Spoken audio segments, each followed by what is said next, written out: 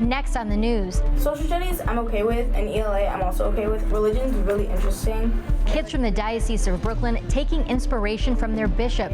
Get a sneak peek of the latest podcast coming from Divine Wisdom Catholic Academy. President Donald Trump vows to bring religion back at the National Prayer Breakfast on Thursday. Plus, happy birthday, Cardinal Timothy Dolan, what this milestone birthday means for the shepherd of the Archdiocese of New York. I'm Katie Vasquez. Currents News starts right now.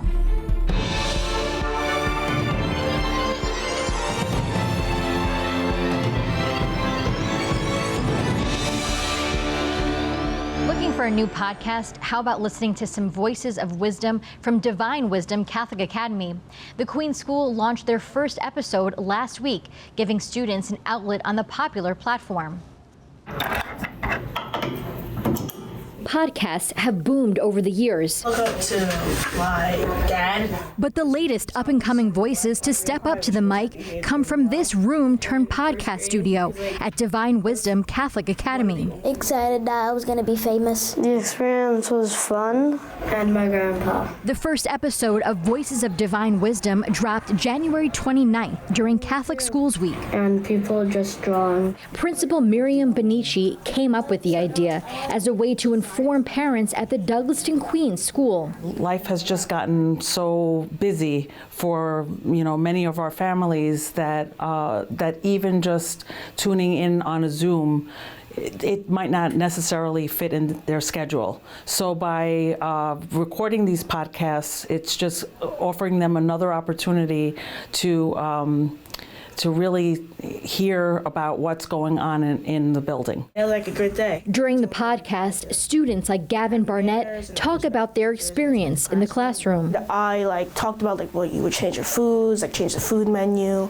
and what did you learn from being in Divine Wisdom? Social studies I'm okay with. A task that was easy for sixth grader Carolina Perez. I really always had this thing for acting and singing, just talking. So yeah, because I never stopped talking. While others found it harder than they anticipated. For someone like me to say that it's hard to talk a lot, that means it's hard to talk a lot. Divine Wisdom hopes to create a podcast club and invite guest speakers like Brooklyn Bishop Robert Brennan. We would love to invite him to come and be part of our podcast. In the meantime, these students are happy they get a chance to talk about their stories. I think that they just really care about that children can make a big difference. It's a great opportunity to speak your mind. To tune into Voices of Divine Wisdom, just search for the podcast on Spotify and Apple Music. To enroll your child in a Catholic school, just visit catholicschoolsbq.org or call 718-965-7380 for more information. Speaking of Bishop Robert Brennan's podcast, in the latest episode of Big City Catholics, the shepherd of the Diocese of Brooklyn talked about the 2025 Jubilee and the Holy Father's call during this holy year. As Pope Francis is telling us all the time, we need to walk with one another.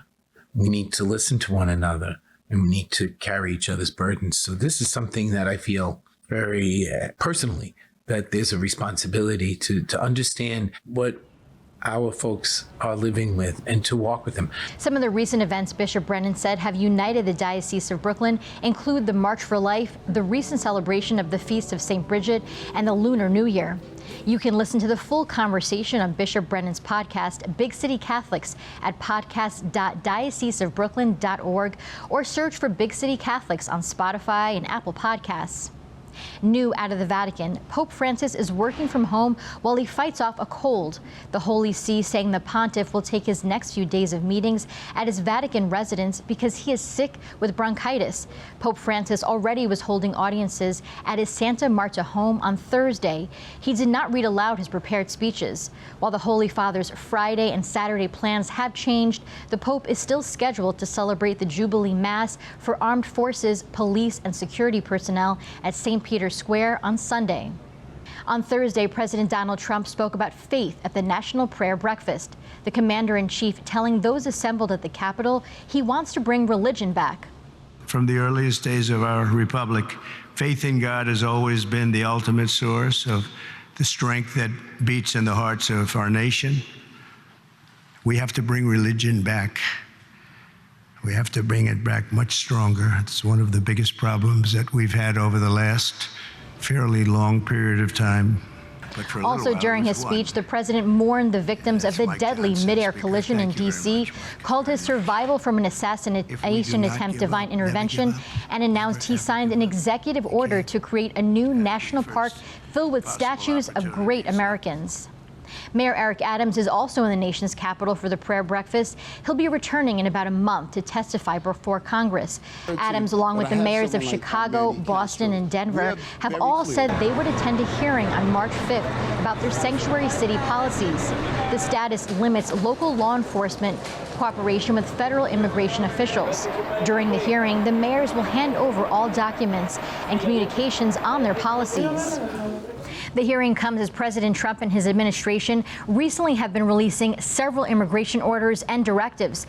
Here to talk more about that and tell us how the church is responding is the national correspondent for the Tablet and Crux, John Lavenberg. Hi, John. Hi, Katie. John, the latest update from the federal government includes the number of people they have arrested.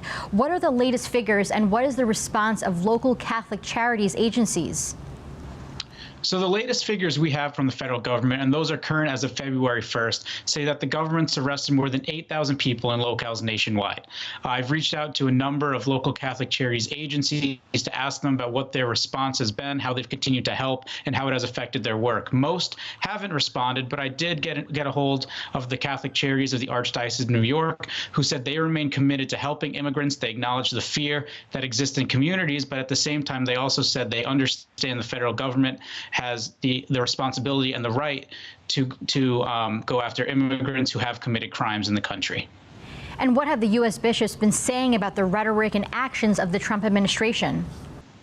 Yeah, the U.S. bishops, they've continued to defend their role in immigration, the way they help immigrants nationwide, and they said they will continue to do so. They continue to advocate for comprehensive immigration reform from Congress so that there can be both safe and legal pathways for immigrants as well as a strong border. So they've really, they've been clear about their stance and what the stance they think should be of the federal government as well.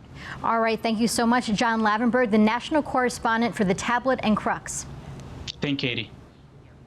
You can read more of John's reporting on the recent immigration directives and the church's response to it online at thetablet.org.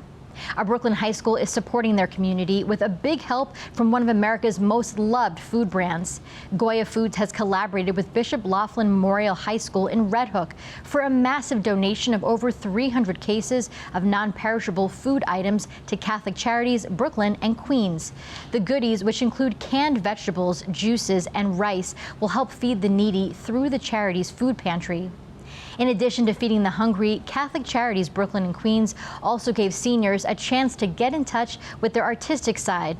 This arts and crafts class was at Narrow's Older Adult Center in Brooklyn on Monday.